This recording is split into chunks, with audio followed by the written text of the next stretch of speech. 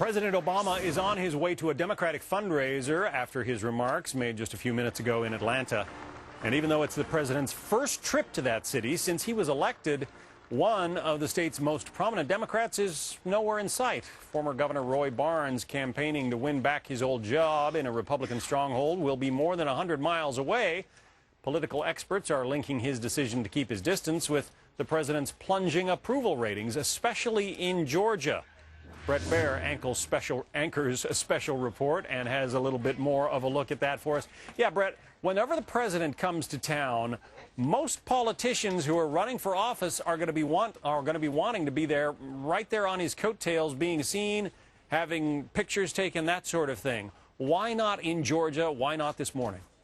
Well, you touched on it right there, John. Georgia is a Republican stronghold, a state that was carried by John McCain in 2008, and the latest polling out of Georgia has President Obama's approval rating there at 37%. So for former Governor Barnes, who's running to get his old job back, that is not the kind of numbers that would propel you to be on the stage with President Obama after that fundraising event. That said, the president is raising a lot of money for Democrats all over the country. However, in some districts, like in Georgia, in the state of Georgia, he is seen by some Democrats as more of a liability than a help. When the New York Times runs a front-page story that says, to help Democrats in the fall, Obama may stay away, that is a significant development that perhaps in some places he's not a help. Yeah, and it is the president is quoted as having said to some Democratic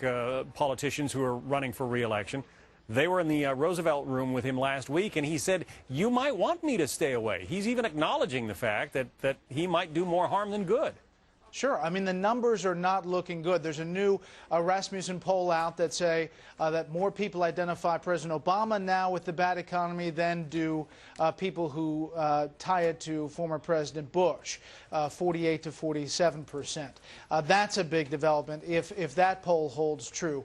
Then you look at the economy and the economic numbers with a 2.4% growth rate that is not creating jobs, and the unemployment rate still remains high. Those are all numbers that paint a bad picture in a lot of districts, especially moderate districts. You're seeing more and more Democrats saying they'd like First Lady Michelle Obama to come campaign for them. The White House has not said whether Mrs. Obama is going to do that or not, but the fact that Democrats are saying we'd rather have the First Lady is also an interesting indication. Well, during the last two election cycles, really, Bret, President Obama, or candidate Obama, was sort of the biggest draw for Democratic candidates, right? A big rock star, to be able to churn up the base, get out people, invigorate them.